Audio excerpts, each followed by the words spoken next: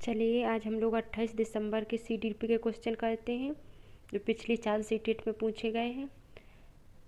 तो question number first है, बचपन में वयस्कता के परिवर्तन काल का समय कौन सा है? प्रारंभिक बालावस्था, माध्यमिक बालावस्था, पूर्व सक्रियात्मक बालावस्था, किशोरावस्था। क्या होगा इसका आंसर? डी हो जाएगा, ऑप्शन नंबर 4 किशोरावस्था।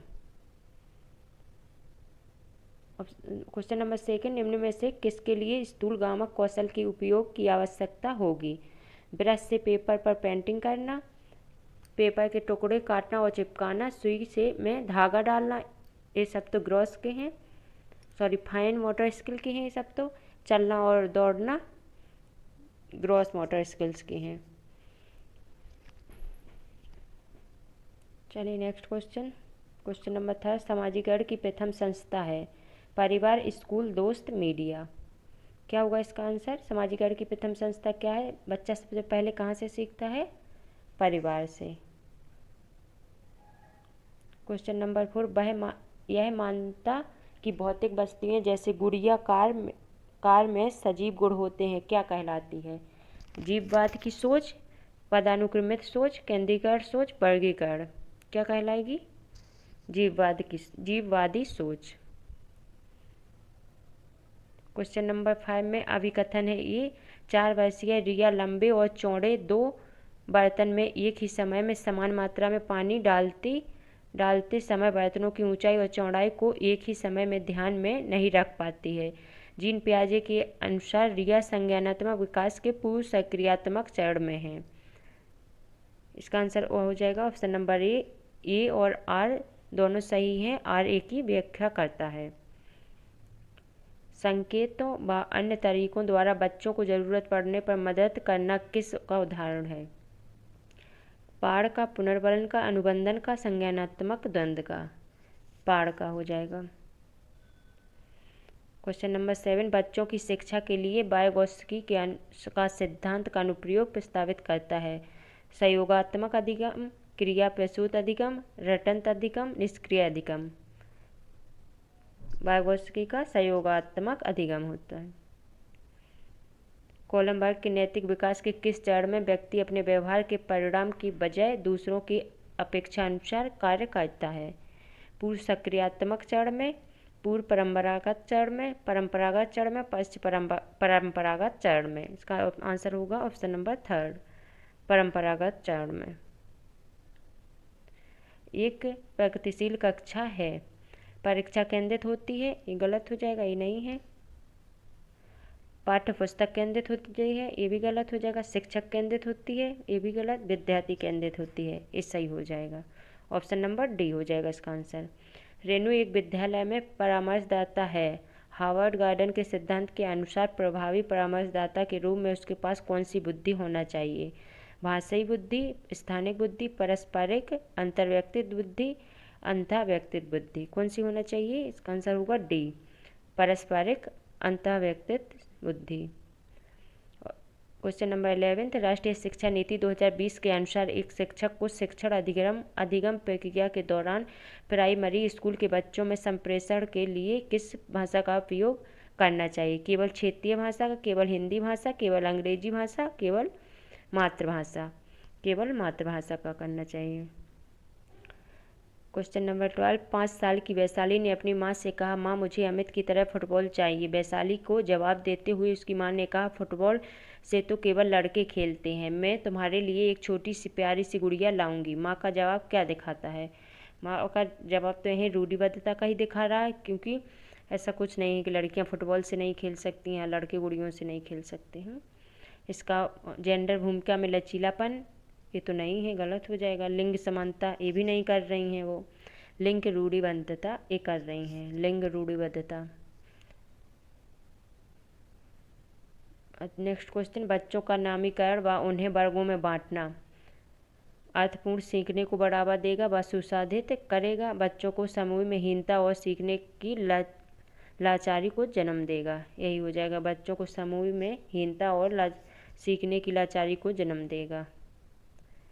सतत एवं समग्र मूल्यांकन में क्या मायने हैं? विद्यार्थियों को एक दूसरे से तुलना करना, बच्चों में व्यापक व्यापक विकास से जुड़ी सभी स्कूली गतिविधियों के आकलन में सभी पहलुओं को शामिल करना, केवल शैक्षिक गतिविधियों के आधार पर बच्चों के प्रदर्शन का मूल्यांकन करना, साल के अंत में बच्चों का मूल्यांकन करना, उनकी अगली कक्षा में पदोन्नति का निर्णय लेने के लिए मूल्यांकन करना। क्या होगा 15 का आंसर? 2 हो जाएगा, ऑप्शन नंबर सेकंड। बच्चों में व्यापक विकास से जुड़ी सभी स्कूली गतिविधियों के आकलन के लिए पहलुओं को शामिल करना। क्वेश्चन नंबर 15, प्रभावी शिक्षक कक्षा में शिक्षण अधिगम की प्रक्रिया में अक्सर जांच करने वाले प्रश्नों का प्रयोग करते हैं। इससे शिक्षक को किस प्रकार का मूल्यांकन करने में मदद मिलेगी? योगात्मक मूल्यांकन, रचनात्मक मूल्यांकन। इसका आंसर हो जाएगा ऑप्शन नंबर 2, रचनात्मक मूल्यांकन।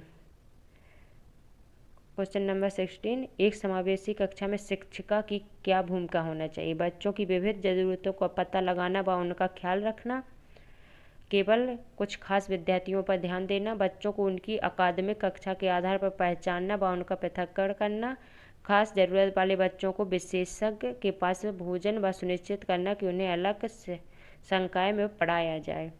क्या हो जाएगा 16 का? ए हो जाएगा इसका आंसर, फर्स्ट वाला। बच्चों की विविध ज़रूरतों को पता लगाना व उनका ख्याल रखना समावेशी शिक्षा का मुख्य उद्देश्य होता है। 17 नंबर, विविध समूह के विद्यार्थियों के शिक्षण के दौरान एक शिक्षिका को क्या ध्यान में रखना चाहिए? हर विद्यार्थी को स्वीकारना व सम्मान देना, सांस्कृतिक भिन्नताओं को अनदेखा करना चाहिए। ऑप्शन नंबर 2 तो गलत हो जाएगा। सुसंगत संप्रेषण बनाए रखना चाहिए, ये भी सही है। अप्रत्यक्ष निर्देश देना, ये गलत हो जाएगा। विद्यार्थियों को स्वायत्तता व लचीलापन देना, सही हो जाएगा। इसका आंसर होगा ऑप्शन नंबर फर्स्ट, थर्ड और फोर्थ। किसमें है ये देखें, इसका आंसर हो जाएगा option number third, first, third, fourth, 5 sorry. 18 number question देखिए, एक विद्यार्थी जिसे दृष्टिबाधिता है कि विशिष्ट जरूरतों के लिए एक शिक्षक को क्या करना चाहिए? विविध तरह के दृश्यिक प्रस्तुतिकरण पर ध्यान देना चाहिए। इससे तो उसे कुछ फर्क नहीं पड़ेगा, वो देख ही नहीं पा रहा है, क्योंकि कई प्रकार की स्पर्शनीयता व हस्तकौशल सामग्री का उपयोग करना चाहिए, ये सही हो जाएगा ऑप्शन नंबर 2। 19 नंबर का क्वेश्चन देखिए, सामाजिक अंतःक्रिया और मौखिक संप्रेषण में चुनौती किसका विशिष्ट अभिलक्षण है? शालीनता का अवधान, न्यूनता, अतिक्रियाशीलता विकार, पठन वैकल्प, गुणज वैकल्प। क्या हो जाएगा 19 का? 1, शालीनता। 20 नंबर का क्वेश्चन देखिए, शिक्षक बच्चों को विभिन्न रंगों वाली चिकनी मिट्टी देकर कहती है कि उनके मन में जो आता है वह बनाएं। इसके माध्यम से वह बच्चों में किसको बढ़ावा देना चाहती है? सृजनात्मकता को, रटने का, असहयोग को, अनुशासनहीनता को। इसका हो जाएगा सृजनात्मकता को। 21 है क्वेश्चन नंबर 21, बचपन में प्रारंभिक सालों में किसके विकास पर ध्यान केंद्रित करना चाहिए? शारीरिक कौशल पर, ये तो सही है। सामाजिक कौशल पर, संज्ञानात्मक कौशल पर और संवेगात्मक कौशल पर। ये चारों ऑप्शन सही हैं। इसका आंसर हो जाएगा 1, 2, 3, 4, ऑप्शन नंबर थर्ड में है ये तीनों। क्वेश्चन नंबर 22, रचनावादी कक्षा में अर्थपूर्ण सीखना है। जानकारी के भंडारण का उपयोजन से होता है। अन्वेषण व अंतःक्रिया के द्वारा खोज की प्रक्रिया, इनाम व सजा के प्रयोग से होता है। बार बार वेदन तथा अभ्यास से होता है। क्या हो जाएगा 22 का आंसर? 22 का हो जाएगा 2, अन्वेषण व अंतःक्रिया के द्वारा खोज की प्रक्रिया। 23 हो, एक शिक्षिका एक बच्ची जो एक अवधारणा को समझने में असमर्थ है के साथ मिलकर काम करती है, इसे इशारे देते हुए यह प्रक्रिया क्या कहलाती है? क्या कहलाएगी? पाठ कहलाएगी। 24 का है, अभिकथन में एक शिक्षिका कक्षा को संवादात्मक बनाने के लिए बच्चों के आसपास के पर्यावरण से उदाहरण शामिल करती है। तरकार है, सामाजिक सांस्कृतिक संदर्भ की सीखने में महत्वपूर्ण भूमिका है। क्या होगा आंसर इसका? ए हो जाएगा। वन हो जाएगा। ए और आर दोनों सही हैं, आर ए की सही व्याख्या करता है। 25 है क्वेश्चन नंबर 25, निम्न में से क्या बच्चे की समस्या समाधान में बाधा उत्पन्न करेगा? समस्या को सही से पहचानना, ये तो नहीं बाधा उत्पन्न करेगा, ये सही है। समस्या को स्पष्टता से परिभाषित करना, ये भी सही है।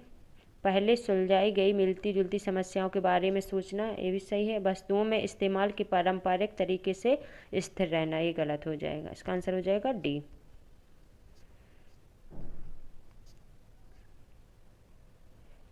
विद्यार्थी अभिकथन में है 26 है क्वेश्चन नंबर।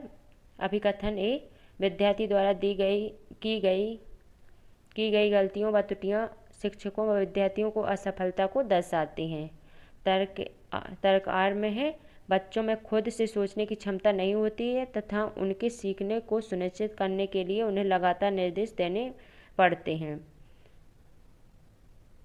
26 का क्या हो जाएगा आंसर? 4 हो जाएगा।